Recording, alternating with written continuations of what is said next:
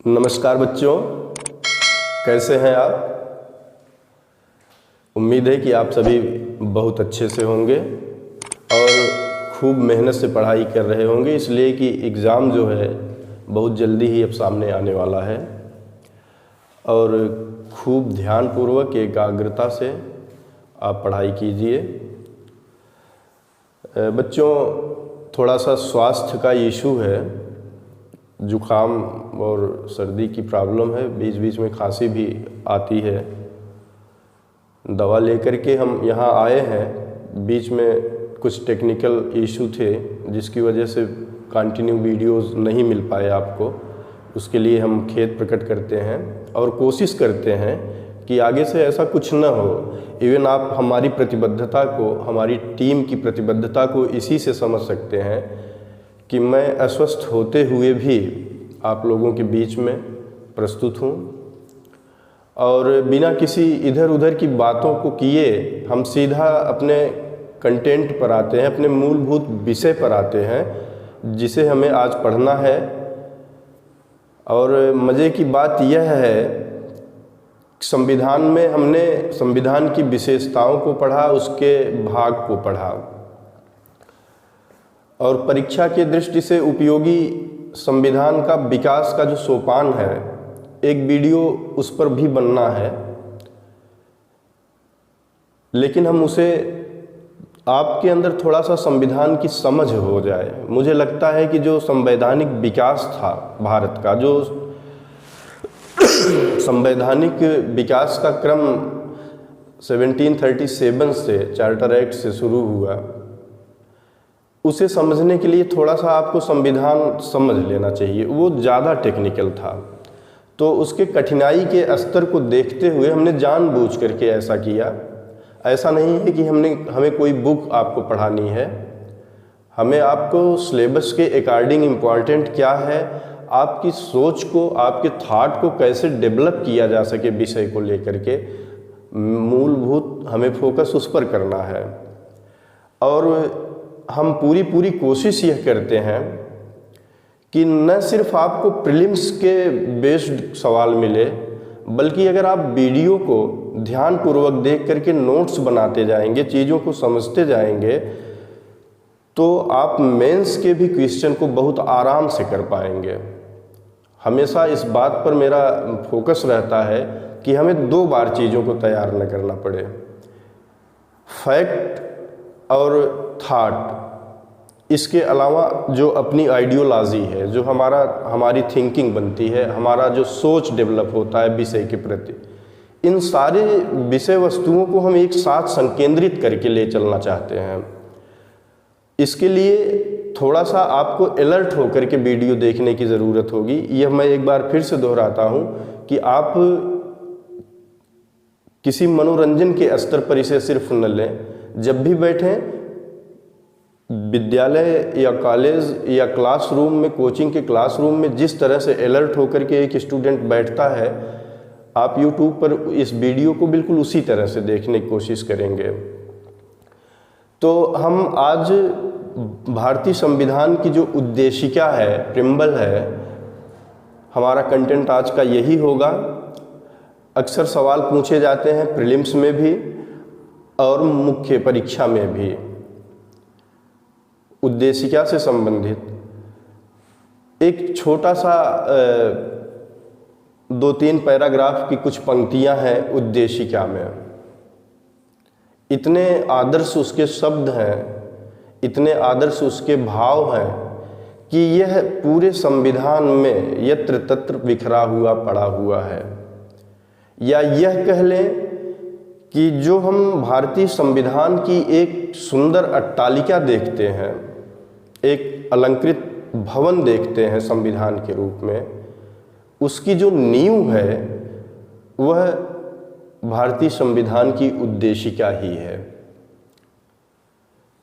भारतीय संविधान की उद्देशिका प्रस्ताव को 13 दिसंबर 1946 को, याद रखिएगा कि 13 दिसंबर 1946 को पंडित जवाहरलाल नेहरू द्वारा संविधान सभा में पेश किया गया।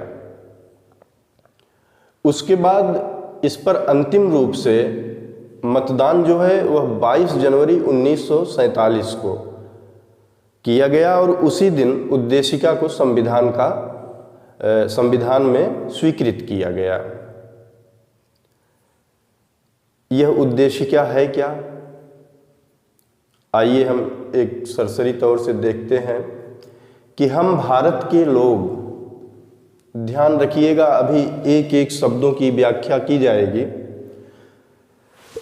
तो संविधान की प्रस्तावना का जो प्रारंभ है वह है हम भारत के लोग, भारत को संपूर्ण प्रभुत्व संपन्न, समाजवादी, पंथ निरपेक्ष, लोकतंत्रात्मक गणराज्य बनाने के लिए तथा समस्त नागरिकों को सामाजिक, आर्थिक, राजनैतिक न्याय, विचार, अभिव्यक्ति, विश्वास, धर्म और उपासना की स्वतंत्रता, प्रतिष्ठा और अवसर की समता प्राप्त कराने के लिए तथा उन सब में व्यक्ति की गरिमा और राष्ट्र की एकता और अखंडता सुनिश्चित कराने वाली बंधुता को बढ़ाने के लिए दृढ़ संकल्प होकर अपनी इस संविधान सभा में आज दिनांक 26 नवंबर 1949 मिति मार्गशीर्ष शुक्ल सप्तमी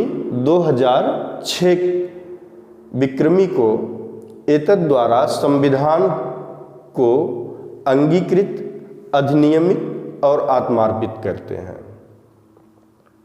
एक बड़ा सा आदर्श जो है बस कुछ चंद पंक्तियों में सम्मिलित किया गया है। बच्चों, आपको यह जानकर आश्चर्य होगा कि इस उद्देशिका में जितने भी शब्द हैं यह दर्शन से ओतप्रोत है। भारतीय दर्शन की जो विशेषता है वह सब कुछ पंथ निरपेक्षता, लोकतंत्रात्मकता, संपूर्ण प्रभुत्व संपन्नता, समाजवाद और न्याय, स्वतंत्रता, समता, अखंडता, एकता, बंधुता, भारतीय दर्शन के जितने भी मूलभूत तत्व प्राचीन समय से रहे हैं वह सब कुछ हमारे प्रेम्बल में सम्मिलित है। और इस उद्देशिका में जो कुछ भी है वह संविधान जहाँ से प्रारंभ होता है अनुच्छेद 1 से लेकर के 395 के बीच में यत्र तत्र आपको बिखरे हुए मिलेंगे। प्रीलिम्स के दृष्टिकोण से आप यह जान लीजिए कि संविधान का जो उद्देश्य प्रस्ताव है वह पंडित जवाहरलाल नेहरू द्वारा संविधान सभा में रखा गया। इसे प्रस्तुत कब किया गया था? इसे 13 दिसंबर 1946 को प्रस्तुत किया गया और इसे 22 जनवरी 1947 को स्वीकृत किया गया। यह जो आदर्श है संविधान में उद्देशिका होनी चाहिए, यह ऑस्ट्रेलिया के संविधान से लिया गया था। इसे आपको याद रखने की ज़रूरत है। जो हमारे संविधान की उद्देशिका है वह ऑस्ट्रेलियाई संविधान से प्रेरित है। एक और बात,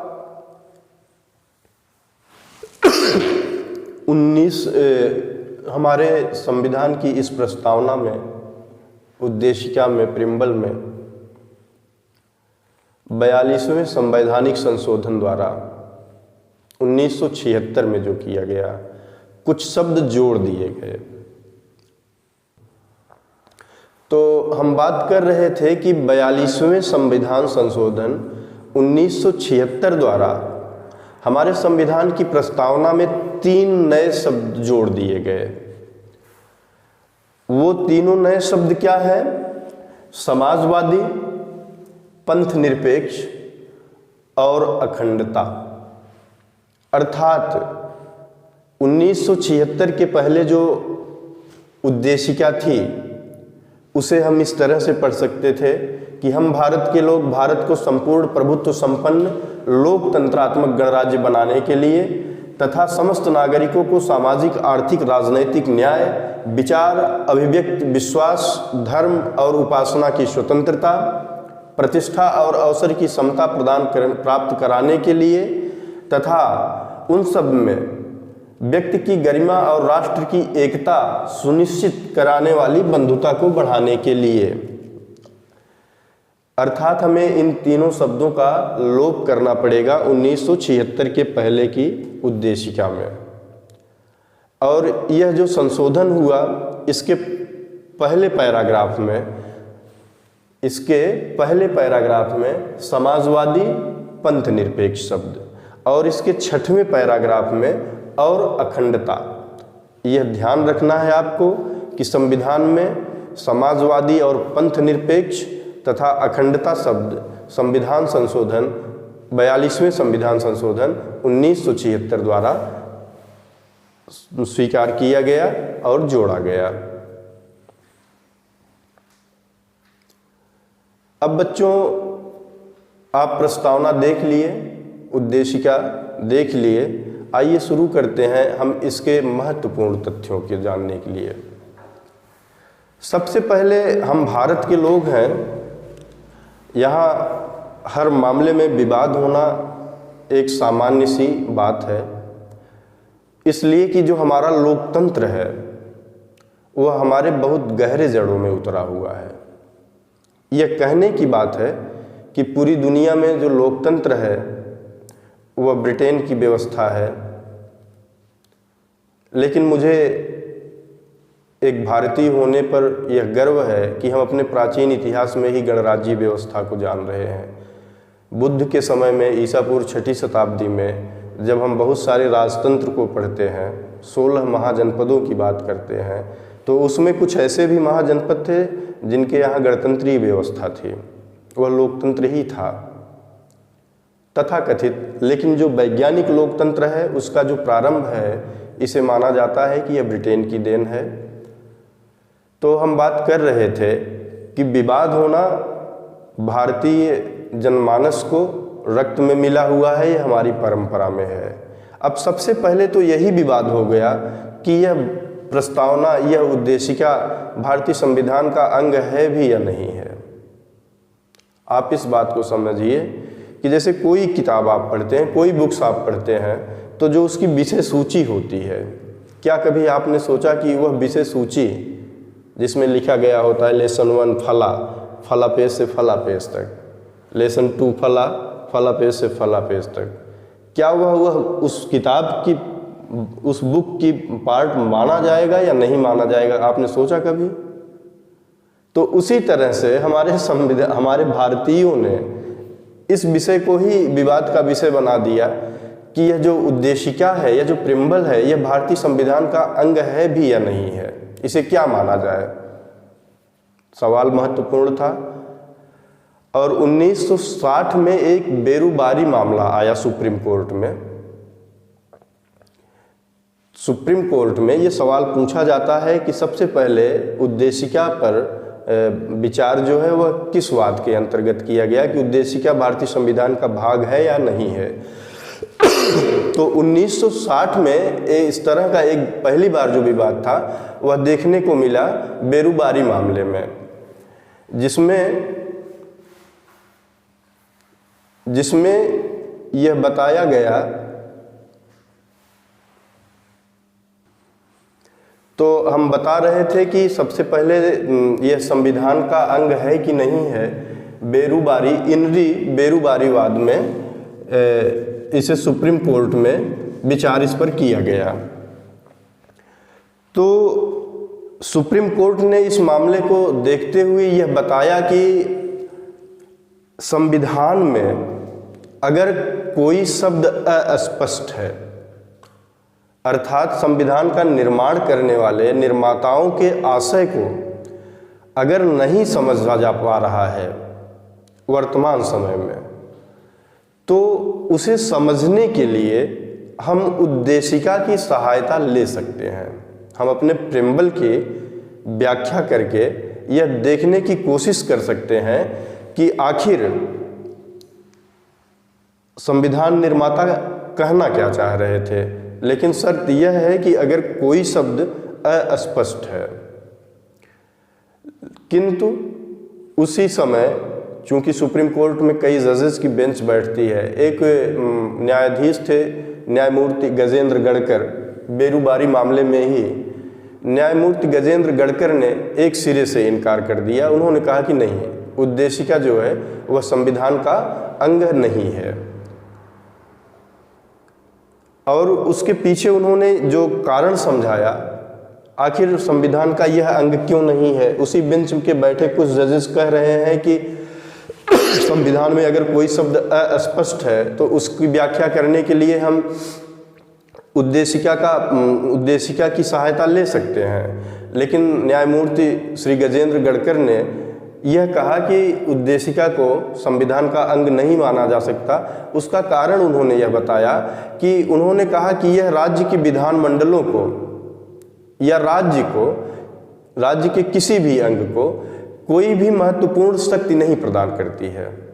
उद्देशिका में लिखी गई जो भी बातें हैं, यह राज्य को या विधानमंडल को कोई ऐसी शक्ति नहीं प्रदान करती है जिसकी वजह से इसको संविधान का अंग माना जाए, संविधान का पार्ट माना जाए। बात आई गई, उस समय यह स्वीकार कर लिया गया कि उद्देशिका जो है वह संविधान का अंग नहीं है। इसी तरह का लेकिन एक मामला पुनः आता है सज्जन सिंह बनाम राजस्थान राज्य के मामले में। सज्जन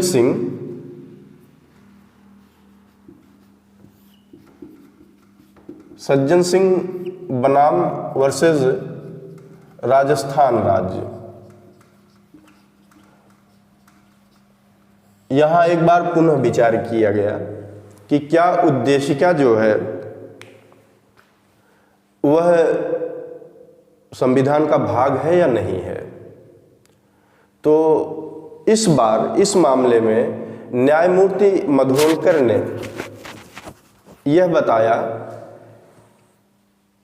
कि यह जो उद्देशिका है इस पर संविधान के गहन विचार विमर्श की छाप है। उद्देशिका में संविधान के गहन विचार विमर्श की छाप है। यह भाग है कि नहीं है, इस पर पुनः विचार किए जाने की जरूरत है। तो एक बार फिर से यह मामला आ गया, जिसको अंतिम परिणत जो है वह मिली गोलकनाथ बनाम पंजाब राज्य में।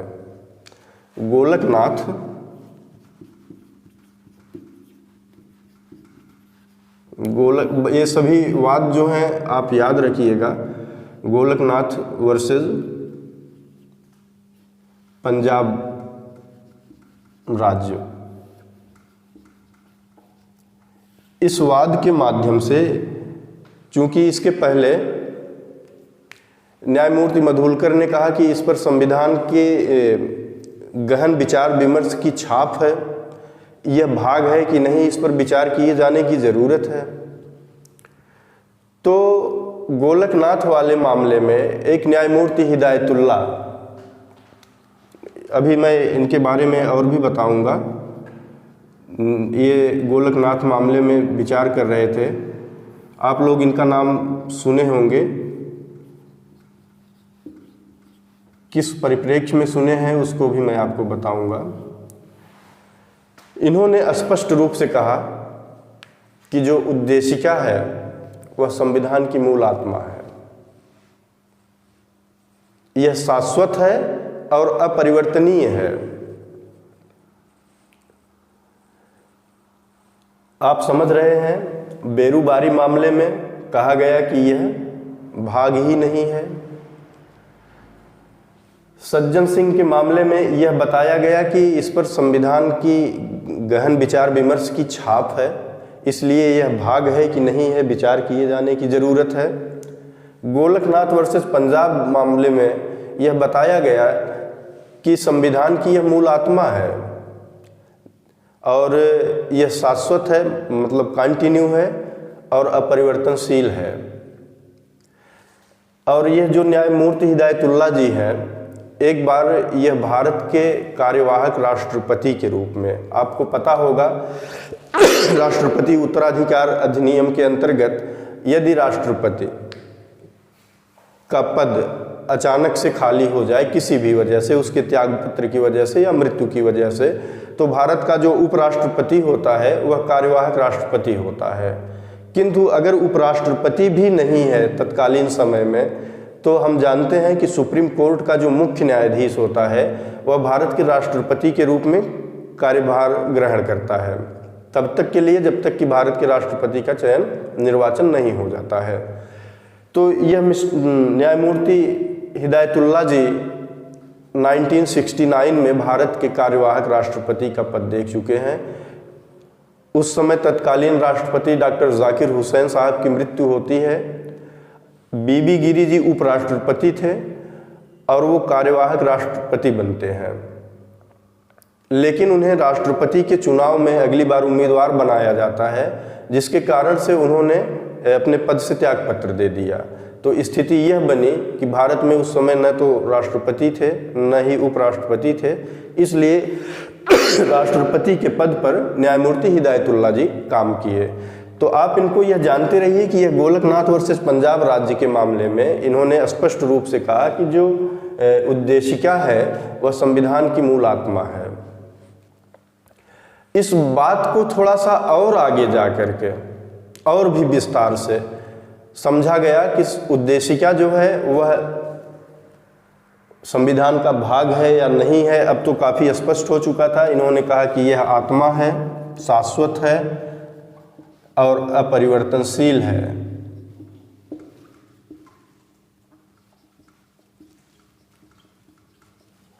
ध्यान दीजिएगा, यह एक बड़ी बात थी।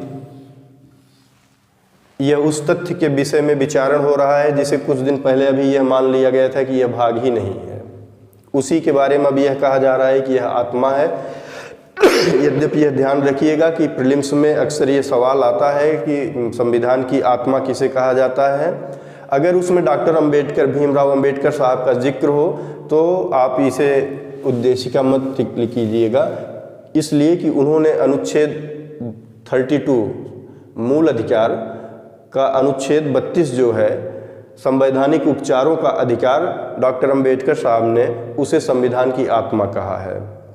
अगर विकल्प में अंबेडकर जी नहीं है तो उत्तर होगा भारत संविधान की उद्देशिका, और अगर अंबेडकर जी विकल्प में हैं तो फिर आपको आर्टिकल 32 यानी संवैधानिक उपचारों का अधिकार पर उत्तर करना है। तो बच्चों आइए फिर एक बार हम पहुंचते हैं उद्देशिका में।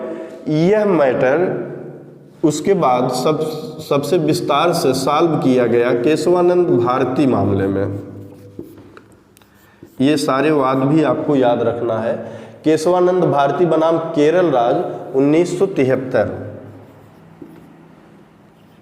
केशवानंद भारती वर्सेस केरल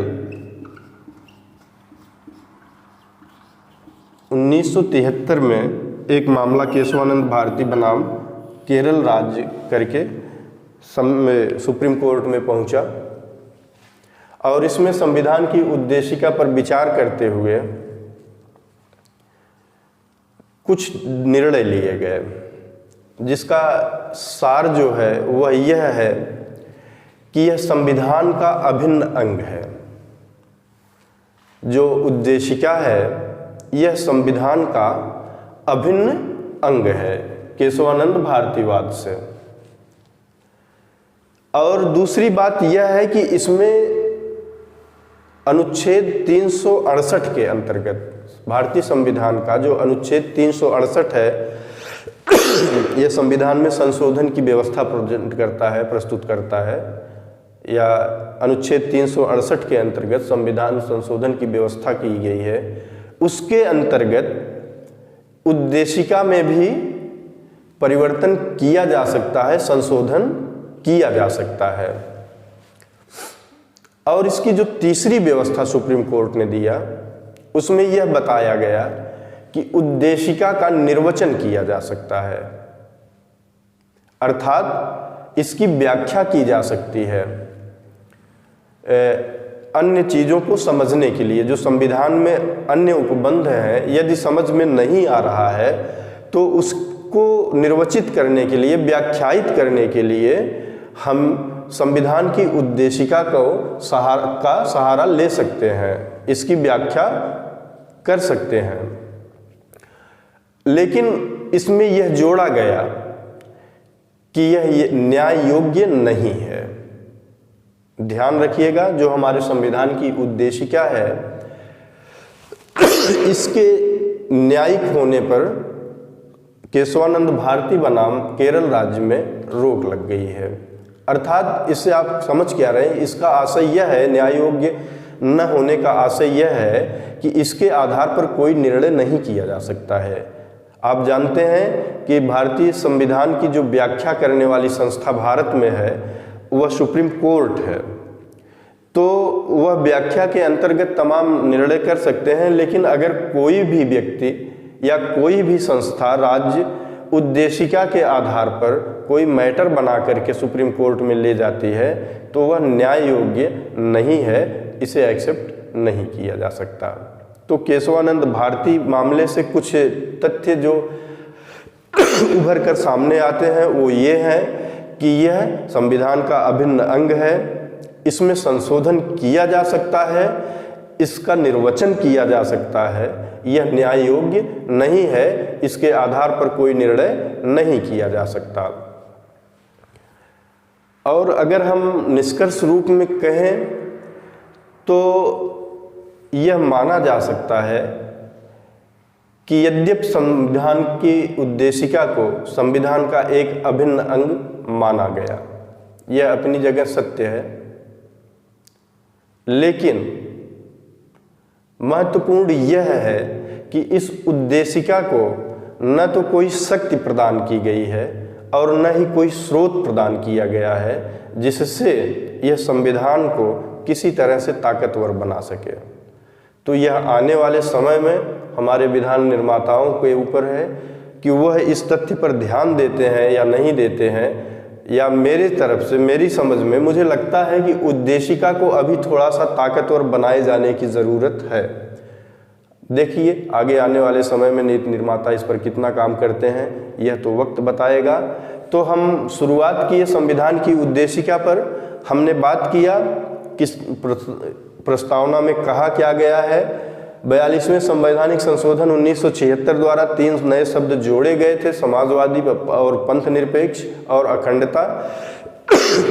उसके बाद हम यह देखें कि संविधान की उद्देशिका जो है वह संविधान का अंग है कि नहीं है।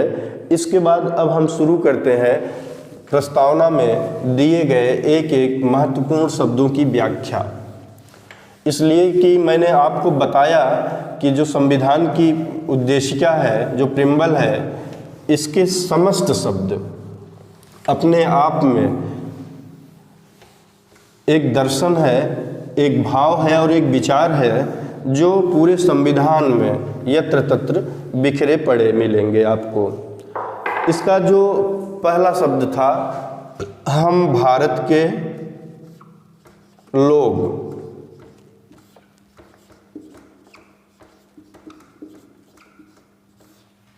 हम भारत के लोग। क्षमा चाहूँगा, थोड़ा सा स्वास्थ्य मैंने आपसे शुरू में ही बताया कि अच्छा नहीं है, बावजूद उसके हम कोशिश कर रहे हैं। तो अर्थात यह है कि जो प्रस्तावना है, जो उद्देशिका है, उसमें किसी व्यक्ति विशेष की, किसी समुदाय विशेष की, किसी संस्था विशेष की सिर्फ बात नहीं है, बल्कि हम भारत के लोग, we are the people of India,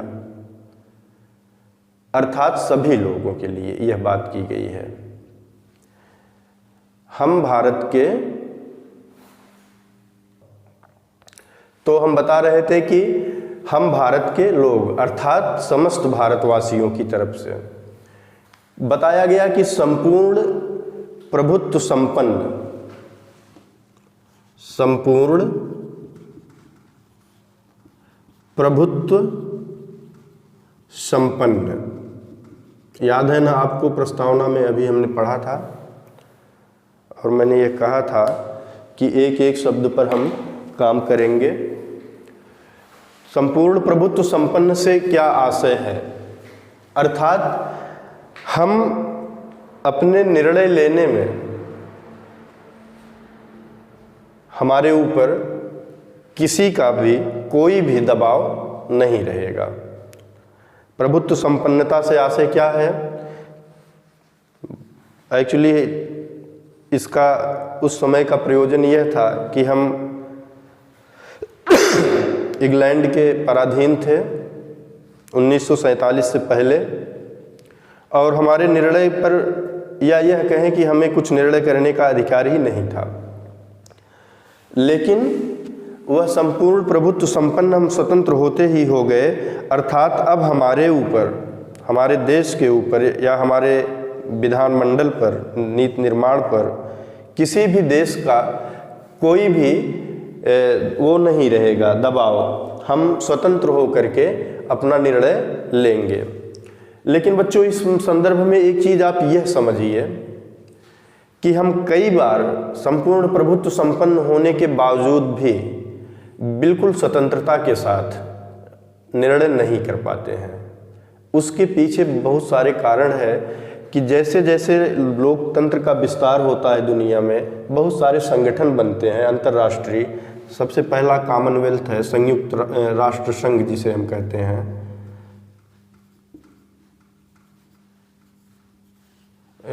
राष्ट्र संघ था, उसके बाद ये बाद में संयुक्त राष्ट्र हुआ, संयुक्त राष्ट्र संघ, यूएनओ। इसके अलावा हम कॉमनवेल्थ के भी सदस्य हैं। हम आपको एक मोटा कुछ संस्थाओं का नाम बता रहे हैं। बहुत सारे आर्थिक संगठनों के हम सदस्य हैं। दुनिया में बहुत सारे आर्थिक संगठन हैं, उसके भी हम सदस्य हैं। तो होता क्या है कि इस संस्थाओं में दुनिया के बहुत सारे देश सदस्य होते हैं, और पूरी कोशिश की जाती है कि यह किसी भी देश के प्रभुत्व संपन्नता पर बिना कोई अतिक्रमण किए नीतियों का निर्माण किया जाए। लेकिन ऐसा कई बार संभव नहीं हो पाता है। तो आप जानते रहिए कि हम संपूर्ण प्रभुत्व संपन्न हैं। मैं इसका नकारात्मक पक्ष आपको बता रहा हूँ, जिसे आपको जानना आवश्यक होगा मेंस के परिप्रेक्ष्य में, कि सवाल आ गया कि क्या भारत निश्चित रूप से संपूर्ण प्रभुत्व संपन्न है। तो आपको इन तथ्यों को दिखाना पड़ेगा कि यद्यपि हम संपूर्ण प्रभुत्व संपन्न देश हैं, किंतु कई बार हम अपने नीतियों के निर्माण में तमाम अंतर्राष्ट्रीय संस्थाओं से जुड़े होने के कारण उसके प्रति अपनी प्रतिबद्धता के वजह से बहुत स्वतंत्र होकर के निर्णय नहीं ले पाते हैं। यह अलग मैटर है, लेकिन फिर भी हम संपूर्ण प्रभुत्व संपन्न हैं, इसमें कोई संदेह नहीं है। अर्थात हमारी नीतियों के निर्माण में किसी अन्य संस्था, किसी अन्य राष्ट्र, किसी अन्य संगठन जो बाह्य है, विदेशी है, उनका कोई दबाव नहीं है। इसके बाद एक शब्द आता है समाजवादी। प्रस्तावना का जो अगला शब्द है वह है समाजवादी,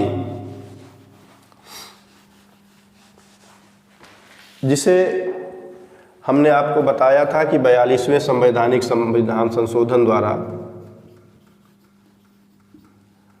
जोड़ा गया था 1976 में।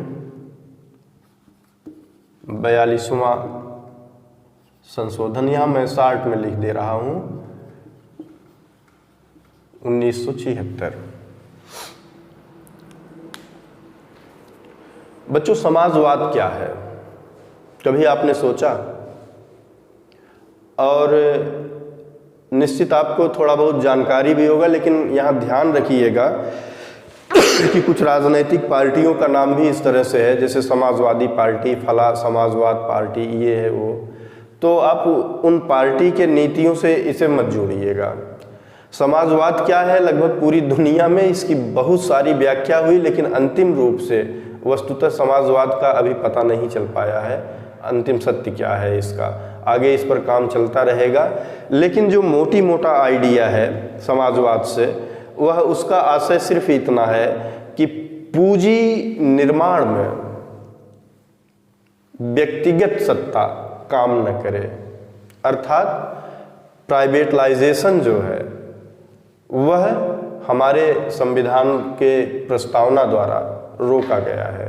यहाँ समाजवादी व्यवस्था की बात की गई है, लेकिन वर्तमान परिप्रेक्ष्य में आप देख रहे हैं विनिवेशीकरण, निजीकरण, उदारीकरण, ये सारे ऐसे तथ्य हैं जो समाजवाद के वास्तविक आदर्शों से हमें दूर ले जाते हैं। तो संविधान में प्रयुक्त शब्द समाजवाद, इसकी कोशिश थी, हमने जब मिश्रित अर्थव्यवस्था का स्वरूप स्वीकार किया देश के निर्माण के समय, हमने यहाँ पूंजीवाद और सरकारी उपक्रमों का विकास एक साथ करने की कोशिश की। लेकिन वर्तमान परिप्रेक्ष्य में या यह कहें कि 1991 से 1991 में पीवी नरसिम्हा राव जी की सरकार थी, उनके द्वारा जब हम वैश्वीकरण या ग्लोबलाइजेशन को एक्सेप्ट किए, उदारीकरण को स्वीकार कर लिए, तब से समाजवाद का जो तंतु है वह निश्चित ढीला पड़ता जा रहा है। और आज के परिप्रेक्ष्य में अगर हम देखें तो मोदी साहब की बहुत सारी जो नीतियां हैं वह निजीकरण की तरफ उन्मुख है। यद्यपि पूंजीवादी व्यवस्था 1991 में जब हम एक ध्रुवीय विश्व हो जाते हैं, तब से समाजवाद की संकल्पना थोड़ा सा, लेकिन कोशिश की जा रही है भारत में आज भी कि समाजवाद का स्वरूप बना रहे। फिर अगला जो शब्द है वह है पंथ निरपेक्ष। मैं आपको पढ़ाते समय मेरिट और डिमेरिट या जो वस्तुस्थिति वर्तमान समय में हमारी उद्देशिका का है उससे भी अवगत कराते रहने की कोशिश कर रहा हूँ। बच्चों, पंथ निरपेक्षता का आशय यह है कि राष्ट्र का अपना कोई निजी धर्म नहीं होगा, अर्थात राज्य द्वारा किसी विशेष धर्म का पोषण नहीं किया जाएगा, बल्कि यह समस्त धर्मों के लिए समान अवसर उपलब्ध रखेगा। देश के प्रत्येक संसाधन पर या धर्म की जो स्थिति है, यह किसी भी धर्म को निषेध नहीं करेगा और न ही किसी धर्म विशेष को प्रबलित करेगा।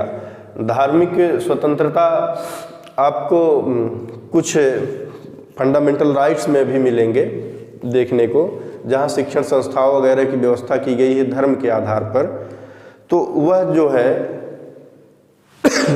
पंथ निरपेक्षता को प्रभावित नहीं करती है, बल्कि विशेष स्थितियों की वो बात करती है। इसके बाद क्या है कि गणराज्य बनाने के लिए एक नया शब्द है गणराज्य। भारत जो है वह गणराज्य है।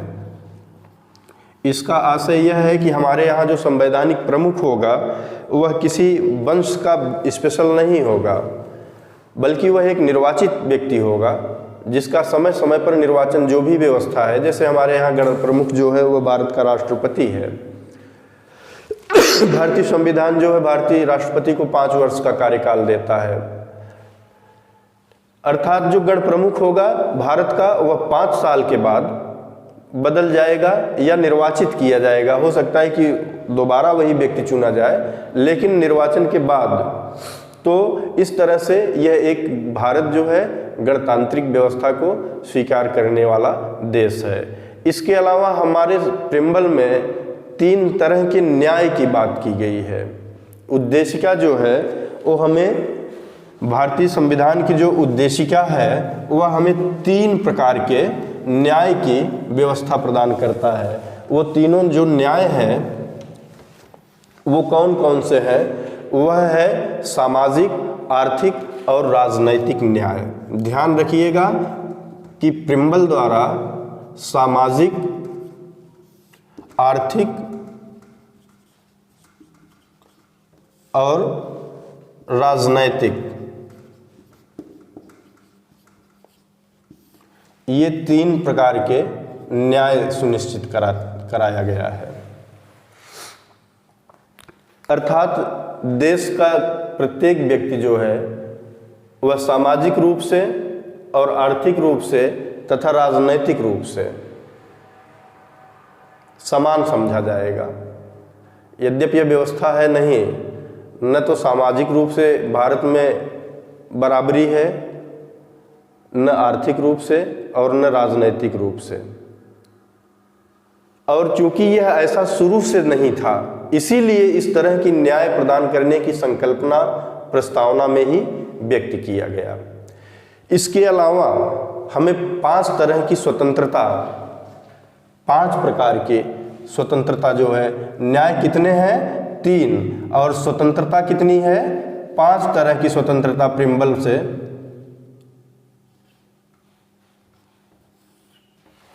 हमें दिया गया है। उसमें 5 क्या है? विचार। पहला क्या है? विचार, विचार करने की हमें स्वतंत्रता है। दूसरी है अभिव्यक्ति, कोई भी विचार अगर हमारे मन में आया तो हम उसे प्रकट कर सकते हैं। इस बात की हमें स्वतंत्रता प्रियम्बल द्वारा भी दी गई है। यद्यप जब हम फंडामेंटल राइट्स को पढ़ेंगे तो उसमें हम अनुच्छेद 15, 16 ये तमाम ऐसे पढ़ेंगे जो स्वतंत्रता, समानता, इन सब के बारे में व्याख्या करती है, वह अलग मैटर है। लेकिन हमें प्रियम्बल द्वारा विचार, अभिव्यक्ति और विश्वास, धर्म तथा उपासना, विश्वास, धर्म और उपासना, ये जो 5 तथ्य हैं, विचार, अभिव्यक्ति, विश्वास, धर्म और उपासना, इन 5 की स्वतंत्रता हमें भारतीय संविधान की उद्देशिका द्वारा ही प्रदान किया गया है। इसके अलावा हमें 2 तरह की समता की व्यवस्था प्रदान की गई है, समानता की, और वो क्या है? प्रतिष्ठा एवं अवसर। ध्यान रखिएगा, भारतीय संविधान की जो उद्देशिका है वह प्रत्येक व्यक्ति को प्रतिष्ठा और अवसर की समता प्रदान करता है, समानता प्रदान करता है। तो इसकी संख्या कितनी है? 2 है। और इन सब के द्वारा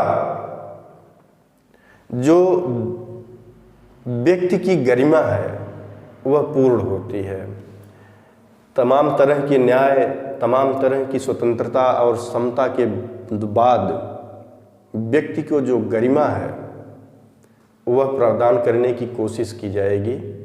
इसके अलावा राष्ट्र की एकता और अखंडता को सुनिश्चित करने वाली ऐसी बंधुता का यहाँ व्यवस्था किया जाएगा जिसके द्वारा राष्ट्र की एकता और अखंडता में, इसमें और अखंडता शब्द भी जो है आपको याद रखना चाहिए कि 42वें संवैधानिक संशोधन द्वारा स्वीकार किया गया, जोड़ा गया था। तो इस तरह से इन तमाम आदर्श विचारों का जो एक समन्वय है, एक कुंजी है, वह हमारी उद्देशिका है, जिसे संविधान सभा द्वारा 22 जनवरी 1947 को स्वीकार किया गया था।